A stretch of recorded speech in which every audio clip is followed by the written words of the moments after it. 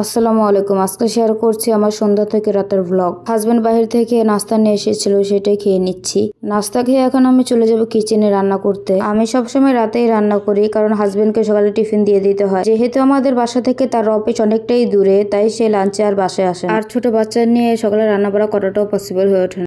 এখানে আমি রাতের ভাতটা চুলায় বসিয়ে দিয়েছি। ভাত বসিয়ে দিকে আমি কাটাকুটি করে নিচ্ছি। ভাতটাও হয়ে যাবে আর এদিকে আমার কাটাকুটিটাও হয়ে যাবে। আর আজকে আমি পাঙ্গাস মাছ দিয়ে করলা ভাজি রান্না করব, তাই পাঙ্গাস মাছগুলোকে ছোট ছোট পিস করে কেটে নিয়েছি। এখন হলুদ গুঁড়ো, মরিচ গুঁড়ো এবং লবণ দিয়ে ভালো করে মাখিয়ে নিচ্ছি। ভালো করে মাখিয়ে এখন আমি হালকা করে ভেজে নেব। আমি এতটাও ভালো করে ভিডিও বানাতে পারি না, যতটুকু পারি ততটুকুই আপনাদের সাথে শেয়ার করছি। আর আমার পেজটা আমি একদমই নতুন খুলেছি। আর আমি রান্নাটাও এত ভালো করে পারি না, মোটামুটি। এখন ভিডিওতে ফিরে যাই। এখানে আমি মাছগুলো ভালো করে ভেজে তুলে নেব। আজকে রান্নাটা আমি এই তেলগুলো দিয়েই করব। এখানে করলা আর আলু ভালো করে ধুয়ে নিচ্ছি। কড়াইতে তেল দিয়ে এর মধ্যে পেঁয়াজ, কাঁচামরিচ দিয়ে দিয়েছি। হালকা করে ভেজে এর মধ্যে দিয়ে দেবো সামান্য পরিমাণে পানি, আর দিয়ে দেবো হলুদ গুঁড়ো, মরিচ গুঁড়ো এবং লবণ। সবগুলো মশলা দিয়ে ভালো করে আমি কষিয়ে নেব। ভালো করে কষিয়ে নিয়ে এর মধ্যে দিয়ে দেবো ভেজে রাখা মাছ। মাছগুলো দিয়ে ভালো করে আবার কষিয়ে নেব। ভালো করে কষিয়ে ওপর দিয়ে তেল ভেসে উঠলে এর মধ্যে দিয়ে দেবো ধুয়ে রাখা আলু এবং করলাগুলো দিয়ে ভালো করে নেড়েচেড়ে মিশিয়ে নিব এবং চুলার জাল একদমই কমিয়ে দিব আর ঢাকনা দিয়ে ঢেকে দিব সিদ্ধ হওয়ার জন্য। সিদ্ধ হয়ে গেলে নেড়েচেড়ে ভালো করে ভাজা ভাজা করে নেব।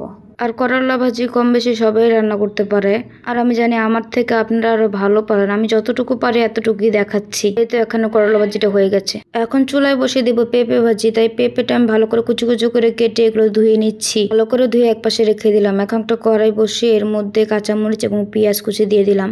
আজকের পেঁপে ভাজিটা আমি হলুদ গুঁড়ো, মরিচ গুঁড়ো ছাড়াই করব, কাঁচামরিচ দিয়ে। পেঁয়াজ মরিচটা আমি ভালো করে ভেজে এর মধ্যে দিয়ে দিচ্ছি স্বাদ মতো লবণ দিয়ে আর কিছুক্ষণ নেড়ে চেড়ে নিলাম। এখন দিয়ে দিলাম ধুয়ে রাখা পেঁপে দিয়ে ভালো করে নেড়ে চেড়ে মিশিয়ে নেব। এদিকে চুলায় ভাজি বসিয়ে দিয়ে আমি অফ ক্যামেরায় থালা বাসন সবই মেজে নিয়েছি। আর আজকে আমি মুরগির মাংস রান্না করেছিলাম, সেটা ভিডিও করতে ভুলে গেছি, তাই আপনাদেরকে একটুখানি দেখিয়ে দিচ্ছি। আর এদিকে হাজবেন্ড কিছু বাজার করে নিয়ে এসেছিল, সেগুলো গুছিয়ে রাখছে। ডিমগুলো আমি ফ্রিজে সাজিয়ে রাখছিলাম। আর মুড়ি এবং বিস্কুট এনেছিল, সেগুলো বইমে ঢালার দায়িত্ব আমি আমার আম্মুকে দিয়ে দিয়েছি। এই তো মুড়ি এবং বিস্কুট আম্মু ভালো করে ঢেলে নিচ্ছিল বইমের মধ্যে। আর এসব ভিডিওর মধ্যে আমি একদমই নতুন, তাই ভিডিওটা কেমন হয়েছে সবাই কমেন্ট করে জানাবেন। যদি সামান্য অংশ ভালো লাগে তাহলে একটা লাইক, কমেন্ট এবং শেয়ার করে দেবেন। আজকের ভিডিও এই পর্যন্তই। দেখা হবে নতুন কোনো ব্লগে। সবাই ভালো থাকবেন, সুস্থ থাকবেন এবং আমাদের জন্য দোয়া করবেন।